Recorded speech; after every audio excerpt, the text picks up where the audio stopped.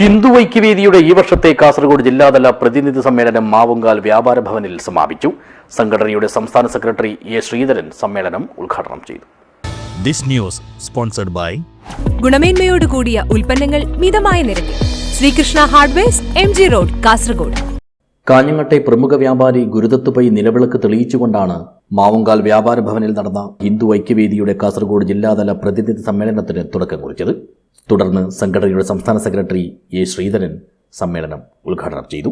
ഹിന്ദു ഐക്യവേദി കാലഘട്ടത്തിന്റെ അനിവാര്യമാണെന്ന് പറഞ്ഞ അദ്ദേഹം കേരളത്തിൽ നിയമസഭാ തെരഞ്ഞെടുപ്പിന് ശേഷം ഇടതുകാലിലുള്ള മന്ത് വലതുകാലിലേക്ക് മാറി എന്നല്ലാതെ മറ്റൊന്നും സംഭവിച്ചിട്ടില്ലെന്നും ആടിന്റെ തലവെട്ടി പ്രകടനം നടത്തിയവർ ഉദ്ദേശിക്കുന്നതും സനാതന ധർമ്മത്തെ ഇല്ലായ്മ ചെയ്യാനാണെന്നും കൂട്ടിച്ചേർത്തു. ഇതോടൊപ്പം തന്നെ പഴയ ഹിന്ദുവല്ല ഇന്നത്തെ ഹിന്ദു എന്നത് തീവ്രവാദ സ്വഭാവമുള്ളവർ മനസ്സിലാക്കണമെന്നും എ ശ്രീധരൻ പ്രത്യേകം ഓർമ്മപ്പെടുത്തി.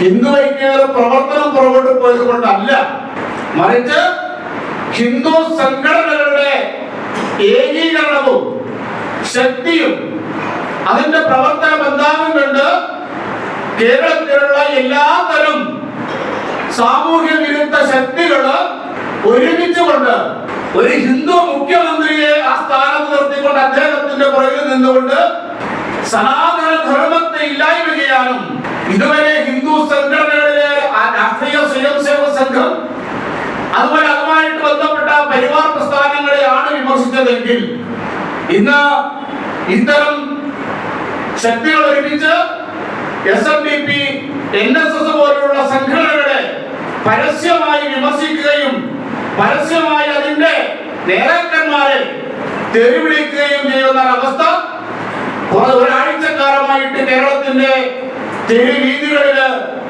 കാണാൻ നമുക്ക് സാധിക്കും. യോഗത്തിൽ ജില്ലാ പ്രസിഡന്റ് SP ഷാജി അധ്യക്ഷനായി.